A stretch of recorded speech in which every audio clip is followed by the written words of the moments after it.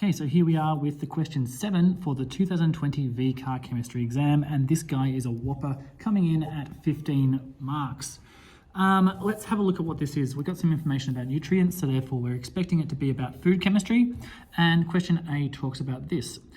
Poaching an egg involves cracking an egg and carefully placing the contents in a hot pan of water. This allows the egg white to solidify around the egg yolk, and we all know what a poached egg is, so hopefully that's good.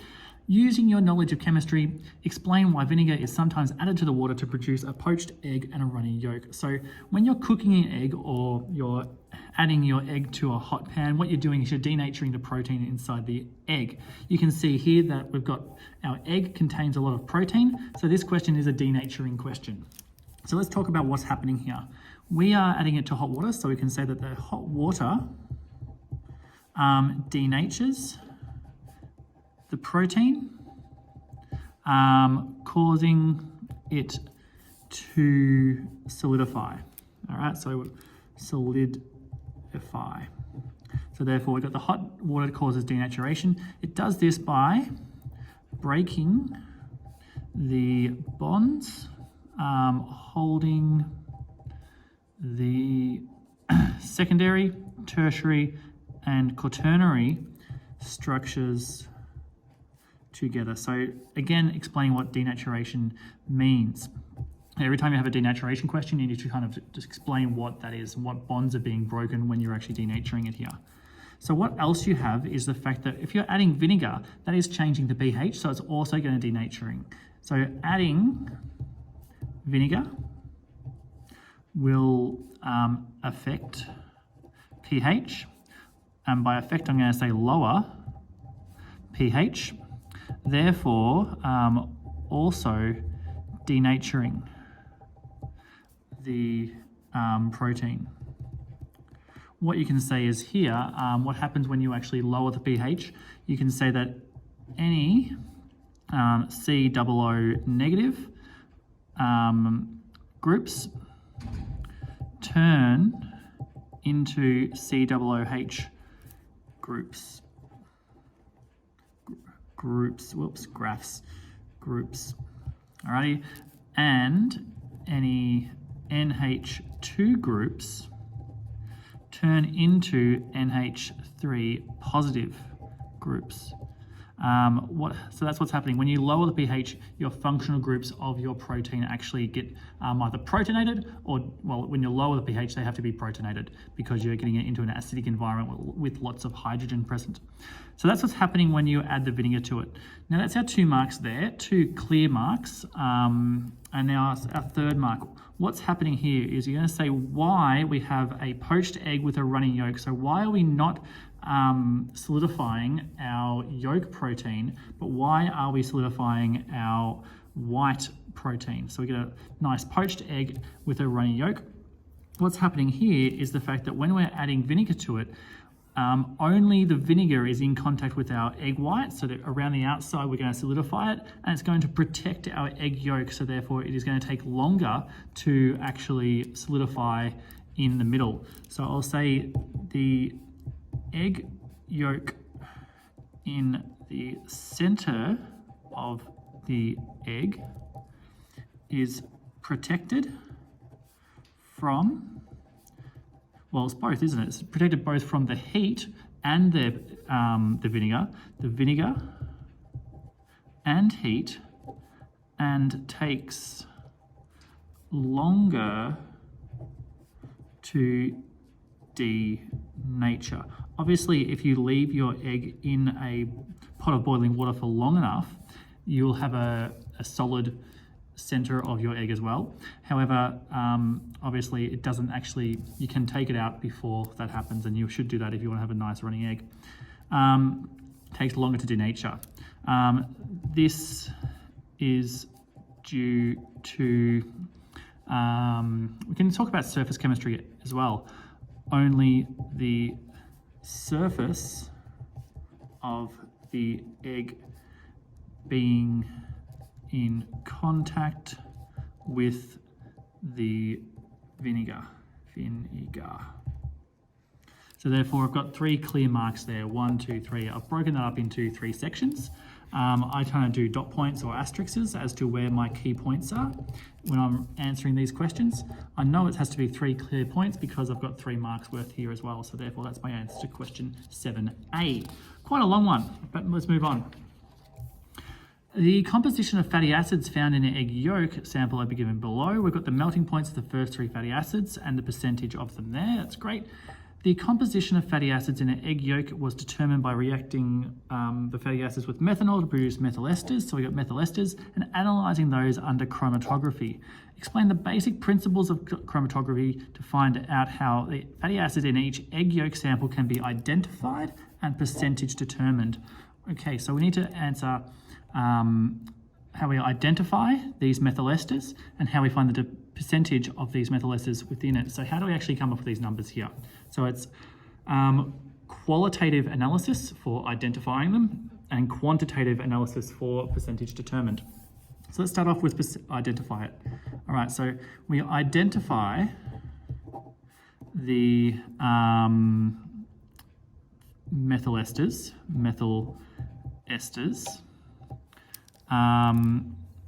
how each fatty acid, methyl esters by finding the RT time, the retention time, on a chromatogram. Alrighty, so that's how we're going to identify them. How do I know what the RT time is? Well, the key thing is here, chromatography, so the basic principles of chromatography. All right, so I need to talk about that as well. Each methyl ester will have a unique RT time due to the varying attraction to, do we have what mobile phase they're using? Nope, we don't know what mobile phase they're using, so therefore attraction to the mobile and stationary phases. So that's how we can understand what they are. The basic principles of chromatography is that we have attraction to the mobile and stationary phases, and the identity is found by looking at the retention time, how long it takes for that methyl ester to come through. Now, how do we find percentage determined? Okay, so let's go through the steps to find finding the percentage determined. This is where we're doing quantitative analysis on our sample of egg yolk, and it's all about calibration curves and the area underneath the peak. So let's go through what we're going to have here. So we run a set of standard methyl esters, record the RT time and peak area of each concentration for each methyl ester. So we run a set of standards methyl esters to record the retention time of each one and the peak area for each concentration of each methyl ester. We then construct a calibration curve to show the peak area versus concentration for each methyl ester. And then finally we run the sample of yolk. Is it the sample of yolk? Yolk, yep. Mixture. I'll call it mixture because we're actually reacting it with methanol. It's not straight yolk we're going to chuck in there. So run a sample of yolk mixture and use the retention time, so the peak at the correct retention time. Use the peak at the retention time and check the peak area to find the concentration. All right, that's pretty poorly written in the time that I had then, but the idea is there. We're running a set of standard methyl esters to record the retention time, so we identify which one's which. We also then find the peak area and concentration for each methyl ester. We construct a calibration curve, so therefore we have this type of thing happening where we have area and peak and concentration here, sorry. So area and concentration, and then we can find whatever area our sample had, we go across and down and find the concentration. So therefore, that's the basic process there.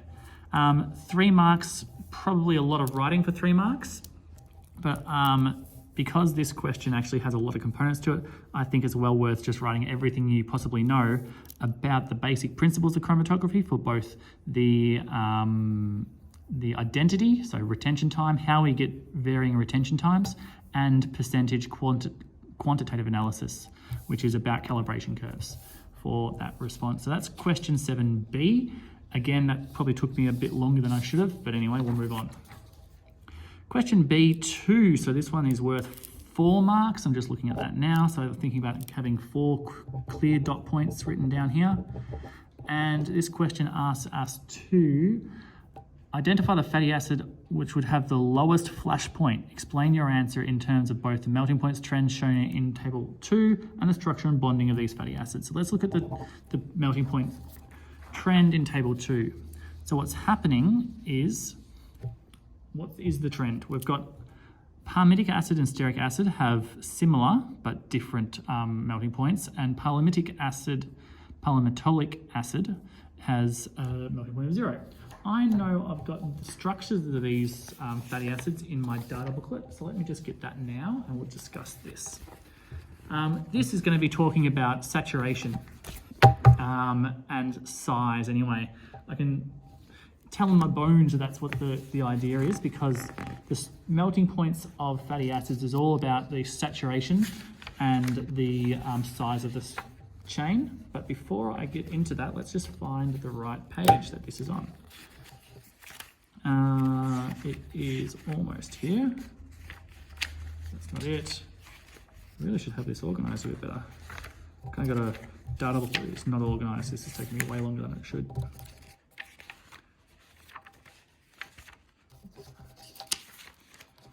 Fatty acids, fatty acids. I'm not here. I'm going to pause this for 2 seconds till I find the right data booklet. Okay, so we're back, and here are my fatty acids. So therefore, let's just look at what the key thing is here. How many carbons and how many double bonds does each of these fatty acids have? Palmitic acid, you can see there it's saturated, so C to C equals 0. Stearic acid is the same, C to C equals 0. And how many carbons are there? Palmic, these guys have C15, C15, and this is C15 as well. And stearic acid is C17, C17. Actually, it's C15 plus 1, so it's actually C16 and C18, C16, C18. Okay, so now I can go and start talking about the trends in this thing here. So I can see that as I increase the size of my carbon chain, I increase the melting point. Alrighty, so as size of fatty acid increases, melting point increases. Okay, and what else do I know? I can compare these two, which have the same number of carbons in them. As I get a double bond, I lower my melting point. As carbon to carbon double bonds increase, melting point decreases. All right, now I'm going to go explain these two in terms of the structure and bonding. So therefore, as the size of the melting point, as far as the fatty acid increases, melting point increases due to greater dispersion forces. Alrighty, so the molar mass is increasing, so therefore we get more dispersion forces.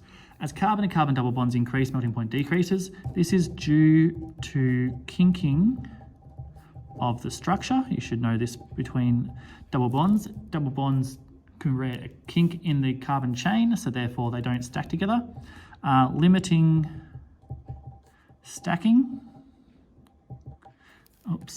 and lowering intermolecular forces. All right. This has a greater effect, clearly. You can see, therefore, the difference here is only 7 degrees Celsius, but the difference here is about 60 degrees Celsius. Therefore, I'm going to talk about that. The carbon-to-carbon double bonds have a much greater effect. So therefore, that's my school bell. We'll move on to looking at what we've got. So therefore, which one has the greatest carbon-to-carbon double bonds? Palmitic acid has 1, so that's just got 1. This guy's got 1. This guy's got 2. This guy's got 3. This guy here has 3 plus 1, so that's 4. So do we have arachidonic acid in my sample? We certainly do. So therefore, arachidonic acid will have the lowest melting point, and therefore flash point, because flash point is directly related to melting point, therefore lowest flash point. And that's my answer to part 2. Now let's move on to the next one. Give the molecular formula and molar mass of a triglyceride formed from 3-palmitic acid. This is a pain of a molecule, this one. All right, let's see what we're going to have. Logically, we're going to have 3 times palmitic acid. Where am I? Palmitolic acid. So it's this one. 3 times C5H29COOH. And then we're going to have 1 times C3H6O3, because that's going to be glycerol. It has to be a triglyceride. And then we're going to take away 3H2O. So therefore, let's just work out how many carbons, how many hydrogens, and so on and so forth we have. So therefore, this here, carbons, we're going to have 3 times that, which is going to be 45, plus 3 is C48, plus this one as well. So it's actually going to be C16. Let's just do this, C16. So we can cross off that. H30, this makes it a bit easier, and O2. So therefore, it's going to be 3 lots of this. So what have we got? On 3 times 16 gives me that, plus 3 is C51. H 3 times that is 90, plus that is H96. Then 3 times O2 is going to be, what's that? 6, plus 3 is O9.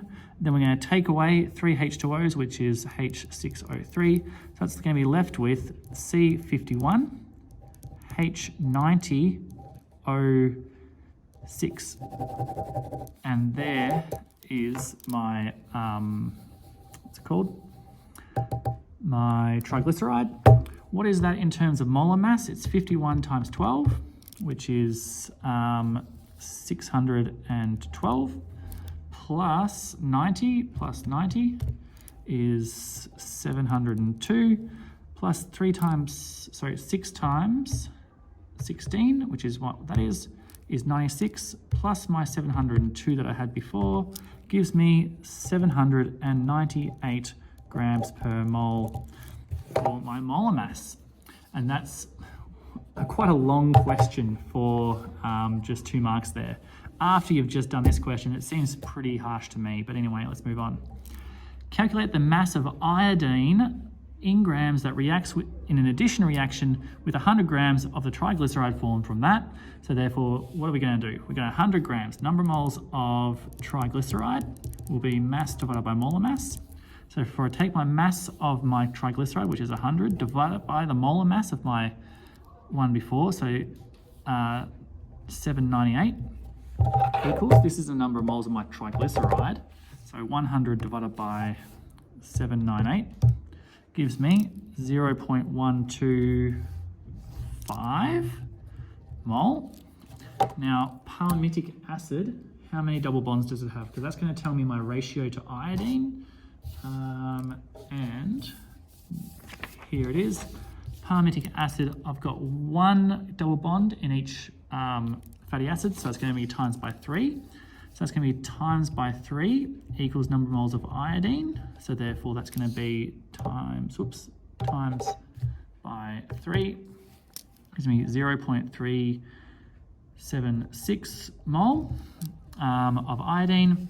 And then I need to get my mass of iodine. So therefore my mass of iodine equals number of moles times molar mass equals 0.376 times my molar mass of iodine. Now, I'm pretty sure iodine is 126.9 from memory. 126.9 times 2, which equals what? So times by 3, times that by bracket, 126.9 times 2 bracket, gives me 95.4 grams of iodine, and that will be my response to part 2, C part 2, and that is the end of my question, finally. That is a long one. As I said, it's 15 marks there, and it's a lot of logical answers. The first question here, you can see this about denaturation, so my best bet there is to put 3 dot points down and write about denaturation, and then try and link it to vinegar and hot water. My second question here is all about the structure of fatty acids and the properties of fatty acids. So my best bet there is to talk about what I know about the structure and bonding of fatty acids and their melting points. My third question here was a bit more about logical calculations. So that is my advice for you for this question, hands down, is to write what you know about the topic the question's asking you, and then try and link it to the individual data that you have. Hopefully that makes sense to you. I'm going to move on to doing the next question.